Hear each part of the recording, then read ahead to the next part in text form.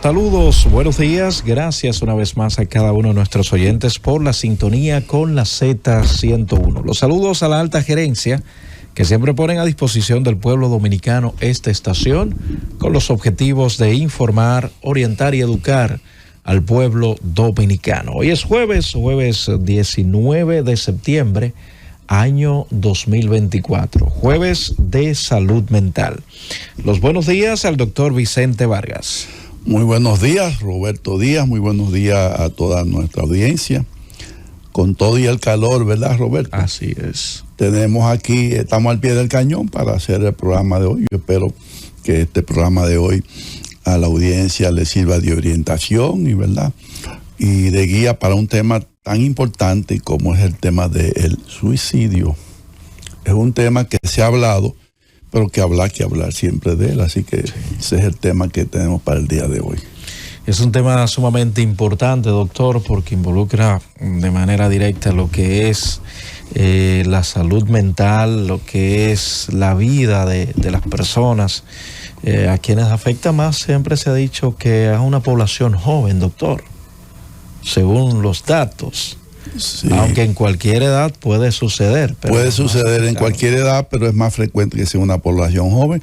Pero hay hasta casos de niños y de ancianos que atentan contra su propia vida. La verdad que es una epidemia el suicidio. Sí. Y es un tema no solamente de psiquiatría, es un tema de salud pública. Eso es así. Así que vamos a hablar hoy sobre ese tema, que es un tema un poco duro. Hay gente que dicen que no se debería hablar de ese tema porque este tema es tabú también, porque la gente dice, no me hable de eso, ¿y a qué vienen a hablar de eso? Tú sabes que los temas que son duros y difíciles, la gente a veces no quiere que se hable de eso, entonces por eso se puede volver un tema tabú.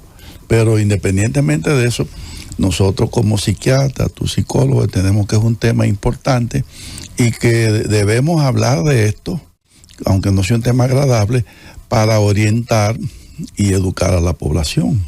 Lógico, porque si ya la población conoce de los principales factores que puedan que motivar a una persona a cometer ciertos actos, pues sabrá mejor manejarlo. Pero si desconoce cuáles son los principales factores que inciden en estos temas del suicidio, no van a saber manejarse frente a dicha situación, ni los familiares ni los mismos individuos. Sí, así como dices tú, es importante hablar de cómo manejar esto, y no solamente cómo lo debe manejar el profesional, el psiquiatra, a veces puede ser hasta el médico general que tenga que manejar esto, sí. A veces son los familiares, a veces es un amigo, puede ser hasta un compañero de trabajo. Entonces vamos a hablar de cómo manejamos esto los profesionales y cómo el que no es profesional también, cómo debe manejar esto cuando se encuentre con una situación como esta que es tan frecuente. Tú sabes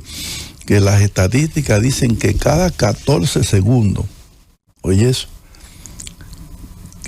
un minuto tiene 60 segundos, entonces cada 14 segundos quiere decir que en un minuto puede ocurrir el intento de suicidio o el suicidio en 4 o 5 personas en un minuto. O sea, cada 14 segundos establecen las estadísticas que una persona puede atentar contra su propia vida.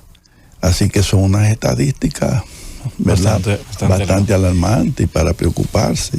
Pero se habla también de factores sociales, psicológicos, hasta físicos y patológicos, doctor, sí. Según datos que puedan llevar a una persona a cometer este acto de suicidio. Puede ser que una persona reciba quizás un diagnóstico no agradable. Por esa razón, la parte de la salud mental juega un papel fundamental al momento de dar un diagnóstico, diríamos, un diagnóstico muy que pueda lacerar o un diagnóstico catastrófico a una persona con alguna patología, de poder primero preparar a esa persona para recibir la noticia, pero también estos factores sociales, una quiebra económica, doctor, un país que entra en crisis. De hecho, se ha descrito de que algunos países que han tenido situaciones de crisis, doctor, ha habido el índice de suicidio en esos países se ha incrementado. Así es, tú tienes mucha razón, Roberto. Y eso que tú dices que pueden ser causas o detonadores de una acción tan triste y tan dramática como el suicidio. Mira, hay factores que tienen que ver con el cerebro. O sea, cuando un psiquiatra ve a un paciente que intenta suicidarse o que ha intentado suicidarse, en ese cerebro ocurren cosas. Sí. A nivel de áreas específicas del cerebro, el control de los impulsos que tiene que ver con la conexión frontal límbica, tiene que ver también con la amígdala cerebrales. O sea, hay acontecimientos en ese cerebro. Por eso, esos acontecimientos del cerebro, que son muchos, necesitan un manejo farmacológico y muchas veces algún tipo de intervención de terapia física. Pero hay aspectos que tienen que ver también con la psiquis del individuo. O sea, situaciones que el individuo no ha aprendido a manejar. Un individuo, una persona que fue abusado en la infancia, que vivió una tragedia muy dura en la infancia, ese cerebro puede quedar configurado para no saber manejar situaciones difíciles.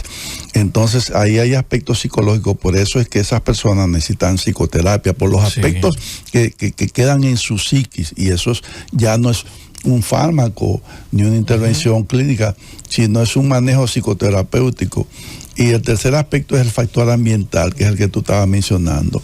Entonces tenemos situaciones ambientales, como lo que tú mencionabas, un disgusto familiar, un problema en el trabajo, etcétera, etcétera. Así que todos esos factores son los que nos llevan a nosotros a ver la intervención que necesitan estos pacientes. Pero ha llegado, mientras hablábamos, ha llegado el doctor José Reyes Noel, que es nuestro invitado para el tema de hoy. Ya habíamos comenzado, doctor, bienvenido.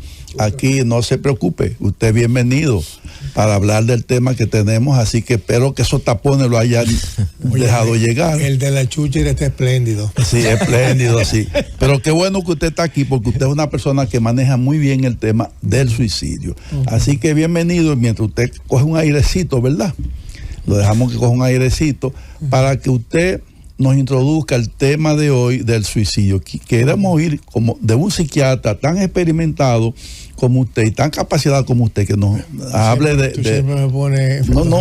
pero es que es verdad.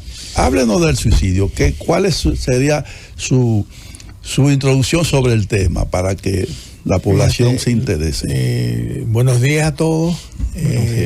Primero quiero darte las gracias por invitarme, porque fíjate que una de las cosas que podría evitar la tragedia del suicidio es el conocimiento, el cuerpo de conocimiento que tanto los psiquiatras, los psicólogos, como los médicos, como el público en general debe saber acerca de. Porque esto no debe ser un ejercicio académico, debe ser algo práctico para evitar que el familiar tuyo, el amigo, el compañero de trabajo, la esposa, el esposo, lo que sea, puedan tener un cuerpo de conocimiento. Y esto es educación. Lo que vamos a hacer hoy es educación. Educar a los que están escuchando para que tengan la posibilidad de tener unos conocimientos que puedan evitar lo que es esta tragedia en la familia, en la sociedad y en el mundo. Es una tragedia, esa es la palabra tragedia. Exactamente. Para nosotros los psiquiatras, realmente el suicidio, la tragedia del suicidio, como lo llamo yo, es algo que no es fácil, porque realmente tú estás viendo al paciente, lo estás viendo muchas veces por primera vez, no tiene un historial del paciente completo, tienes que evaluar y muchas veces en 5 o 10 minutos tú tienes que saber lo que está pasando en el proceso de pensamiento del paciente para evitar que vaya a ocurrir nada. Pero el suicidio es un evento que ocurre con más frecuencia de lo que la gente piensa. El suicidio, hay 25,000 pacientes que mueren por suicidio en Estados Unidos. Y solo en Estados Unidos. En Estados Unidos, 25,000 al año. 25,000. Y se cree que son realmente 50,000. Se cree que son 50,000 porque muchas veces muchas personas mueren en accidentes y lo confunden y creen que es suicidio. Porque una persona que tiene un trago y está tomando y coge un guía es un suicida. O sea, que está tomándose un trago y lo ponen, si tuvo un accidente y murieron 3, murieron 4, no lo ponen o el que va manejando como un suicidio, sino lo ponen como un accidente. Y por eso yo pienso que son alrededor de 50,000 al año. Así es. Pero, ¿qué pasa con el suicidio? Que también las depresiones, si realmente de 15 a 20 pacientes que tienen una depresión severa pueden terminar en suicidio. Y lo que es importante y lo que la gente me gustaría que sepa es que cuando hay la crisis de suicidio, la persona está en un estrés intenso. Cuando llega el momento de la crisis de suicidio, está en un estrés intenso. Y este estrés intenso lo lleva a un estado de ánimo, estado de sentimiento o de afecto intenso, intolerable, ¿tú entiendes? Y es ahí cuando llega el momento de que el paciente no ve, la única salida que ve es la posibilidad de suicidarse. Y esto es lo que es realmente la crisis en el momento del suicidio. Y esta crisis puede durar pocas horas y puede durar también días. Pero es el momento en que la familia tiene que tomar la rienda de lo que está pasando para poder evitar que ese paciente termine en suicidio. Entonces debe ser hospitalizado o debe ser cuidado por la familia. El cuidado de la familia es difícil porque mientras tanto el paciente también, el que está cuidando también está tan ansioso y está tan tenso que no puede dormir y crea toda una tensión inmensa en la familia o en donde está ocurriendo, y lo ideal es realmente hospitalizar al paciente. Ok, usted ha mencionado dos cosas clave, la frecuencia en pacientes con depresión y el estrés intenso. O sea, el estrés intenso es la que tú dices, no tengo más salida. La única salida que ve ya es quitarse la vida. Y ese estrés se le puede producir porque el individuo tiene una deuda, tiene una crisis de pareja, tuvo un disgusto con un hijo, se le murió un ser querido. O sea, todo eso produce estrés. Y entonces ese individuo, tal vez ya propenso porque tenía una depresión o cualquier situación que lo hace vulnerable, llega una situación difícil y entonces esa situación difícil es el estresor y la respuesta de esa persona será el estrés. Exactamente. Y ese estrés tan intenso es el que te daña el afecto y te lleva a un momento que tú dices no tengo otra salida. Por ejemplo, en Estados Unidos, en la crisis económica del 1932, la crisis de suicidio aumentó a un 17.5 por cada 100,000 habitantes. Fíjate a dónde ascendió. Wow. A 17.5 por el problema económico, por la depresión económica que hubo en el 32. Imagínese usted lo que está pasando aquí en este país con la situación de gente que no tiene trabajo, gente que no tiene la capacidad de mantener la familia, no hay... Todas las situaciones estresantes Todas las situaciones estresantes que tiene la vida de un ser humano, todo eso conduce a esos estresores y a ese intenso malestar que te puede llevar. Por eso es frecuente en el suicida oírlo decir, es que ya yo estoy cansado. Sí, exactamente. Yo estoy cansado de luchar, yo estoy cansado de esforzarme. Eso es frecuente. Supongo que usted habrá oído un paciente que dice, voy a hacerlo porque ya yo estoy cansado. Es el estrés que y cuando yo tengo ese paciente, muchas veces lo que trato es de identificar si el paciente lo que tiene el paciente es un síntoma de la depresión. Porque tú sabes que los criterios de depresión, uno de los criterios más importantes es la suicidalidad. Sí. Y el paciente, yo trato de identificar, o si tiene algún sentimiento de culpa por algo que esté pasando. La culpa, sí. Que hace que él quiera quitarse la vida por lo que hizo. El tú identificar, si el paciente te dice, no, lo que yo tengo es realmente que estoy muy deprimido y no estaba pensando hasta ahora en el suicidio y ahora sí se me está ocurriendo que debía quitarme la vida.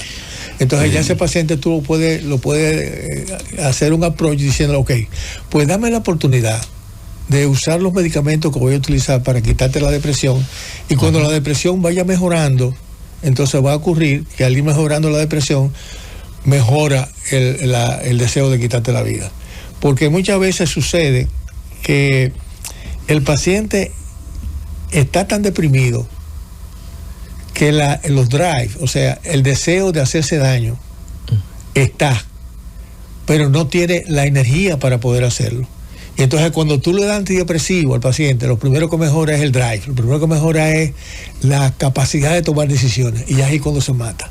Por eso que mucha gente dice que, o algunos médicos dicen que los antidepresivos producen suicidio. No es que los depresivos antidepresivos produzcan suicidio, sino que el paciente está en una depresión severa. Todo está bajo, el estado de ánimo está bajo, el deseo de tomar decisiones está bajo, la tristeza está campando por su respeto. Entonces, está en esas condiciones y tú comienzas en la casa, cuando tú estás en la casa, es que muchas veces el paciente es outpatient, un paciente externo, comienza con los antidepresivos y entonces que resulta que todo está bajo, pero lo primero que va mejorando cuando tú comienzas los antidepresivos es la capacidad de tomar decisiones. Pero el paciente aún continúa deprimido. Entonces, a un paciente que tú le estimula o le capacita para tomar decisión con los antidepresivos, es ahí cuando se ataca y se mata el paciente. Se dice... O sea, que ojo los médicos, ojo los psiquiatras, ojo todo lo que trabajamos con salud mental. Que si le damos antidepresivos a un paciente suicida en la calle, tiene el doble de posibilidades de chance de quitarse la vida. ¿Esto es mito o realidad, doctor, de que el 20% de las personas que se suicidan ya lo habían intentado antes? Eso es así, eso es así. Fíjate, hay una regla mnemotécnica, lo que estudiamos en Estados Unidos, por ejemplo, lo tenemos, que es la palabra suicidal.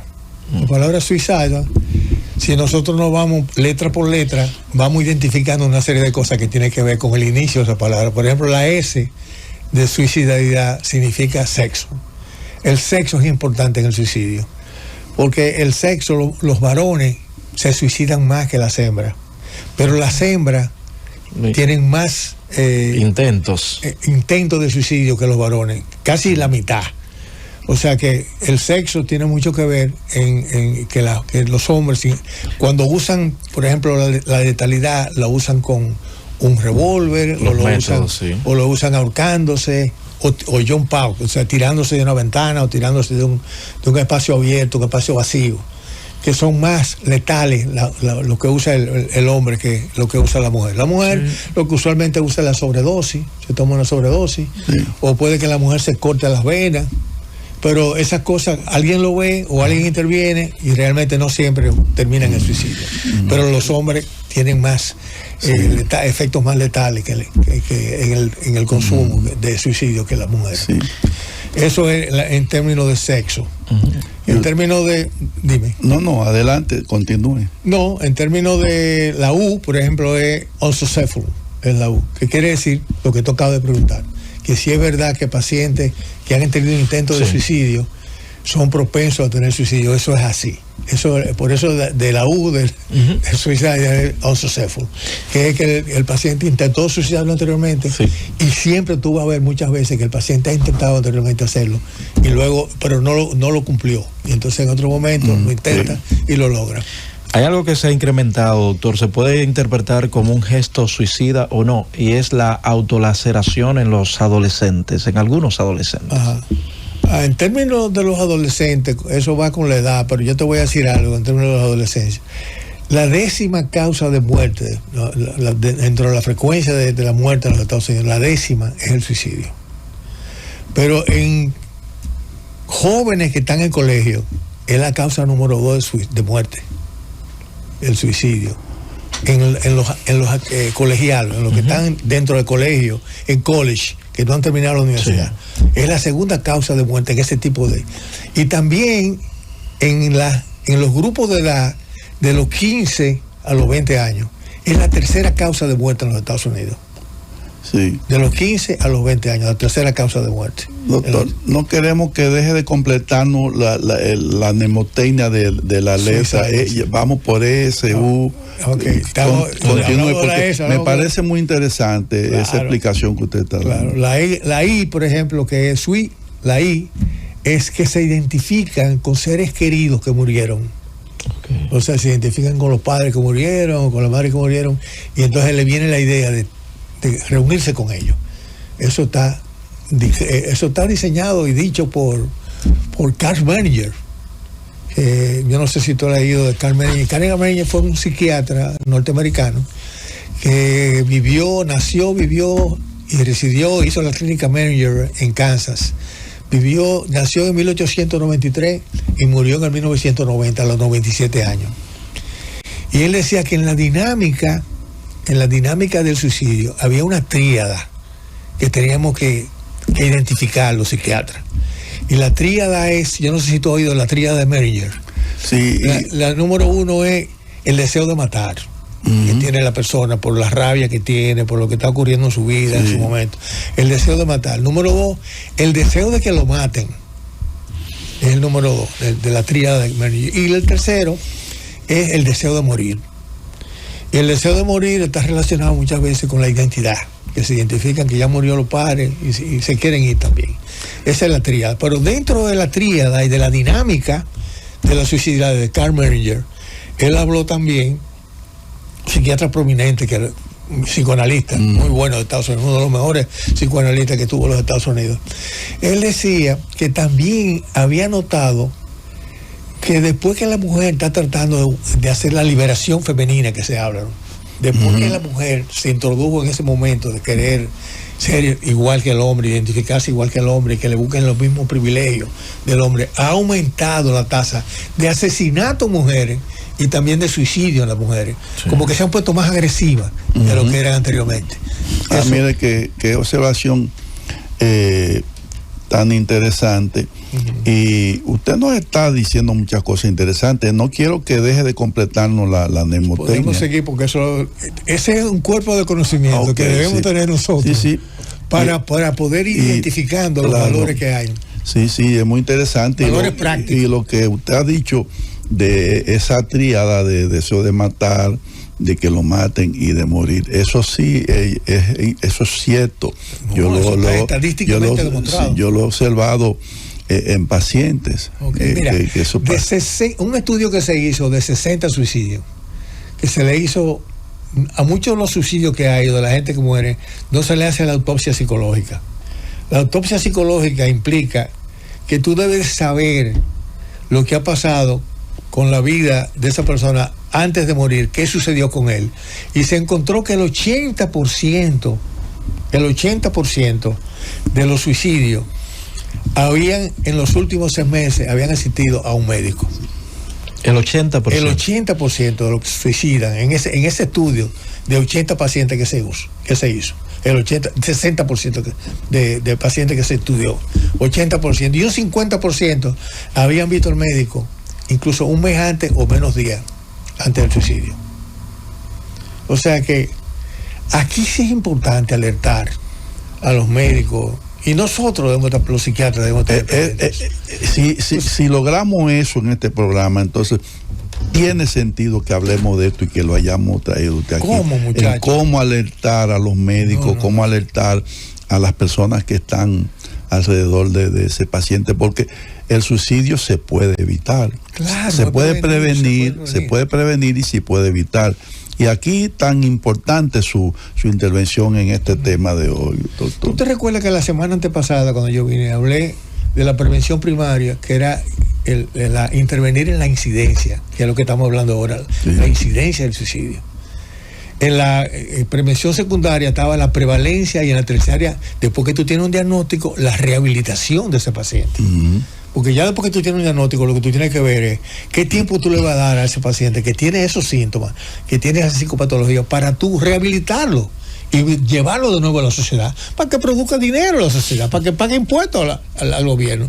Pero aquí ese paciente se pierde, no se le da, se lo llevan tú lo sabes, se lleva a un psiquiátrico, se le da 5 días, se trata la psicosis y el paciente lo mandan para la casa. Y entonces, ¿qué va a pasar? Que no va a conseguir un trabajo, ni va a conseguir rehabilitarse, ni se va a enamorar, ni va a tener familia, ni va a estudiar si estaba estudiando. O sea que ese paciente se pierde socialmente y el gobierno no se da cuenta que si interviene en esa persona, va a tener una persona que va a contribuir a la sociedad, que va a trabajar, que va a ser útil a la sociedad, que va a pagar impuestos, que va a tener una persona que está contribuyendo a la sociedad, para que la sociedad, cuando necesite el dinero para lo que sea, para la misma salud mental, para la salud física, tiene la capacidad de poder resolver. Es muy importante. Mire, doctor, en los protocolos de psiquiatra, yo también, Roberto, psicólogo, en los protocolos de intervención a una persona que tiene ideación suicida, está lo de que debe ser internado, ¿sí?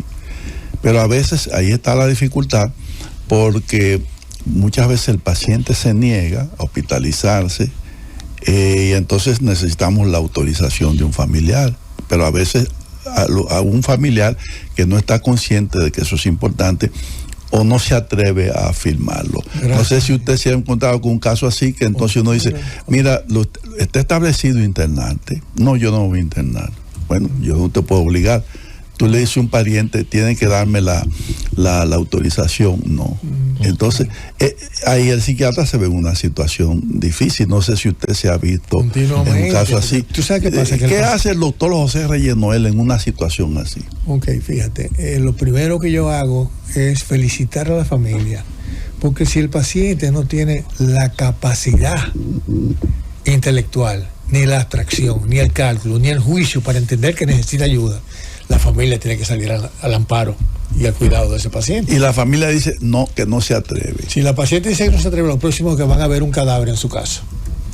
Y usted se lo diría así tan francamente. Crudamente. Señores, gracias a Dios que ustedes tienen conciencia que el paciente en este momento, por su estado, no tiene lo que se llama introvisión, porque está tan enfermo que dentro de su enfermedad uno de los síntomas es falta de insight, falta de introvisión. Entonces son ustedes los que tienen que ver lo que está pasando, son ustedes los que tienen que tomar la decisión. Y por fortuna aquí en la República Dominicana las leyes amparan de que si el psiquiatra ve al paciente y la familia entiende que necesita la ayuda, no como en Estados Unidos que es un 2PC.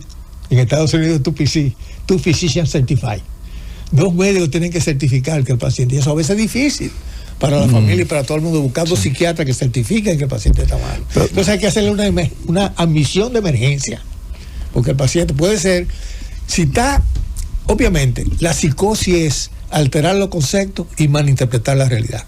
Si la persona está malinterpretando que él no necesita ayuda, queriendo suicidarse, ¿qué te está diciendo la mente de esa persona? ¿Qué te está diciendo el proceso de pensamiento de ese ser humano? Sí. Que no tiene la capacidad de tomar decisiones, y si la familia no toma la decisión, lo próximo es... Y después viene, doctor, bueno, doctor, usted no lo dijo, pero nosotros no creíamos que lo iba a hacer. Eso a veces pasa. Doctor, usted lo dijo, pero nosotros pensábamos que no era capaz de hacerlo. Eso ocurre con mucha frecuencia. Y después, ¿qué pasa? Ay, debimos llevarnos de usted. Exactamente. Y ahí viene el sentimiento de culpa. Bueno, ahí viene el sentimiento de culpa que es para toda la vida. Sí. Vámonos a una pausa, regreso, continuamos en la receta médica de la Z. Llévatelo.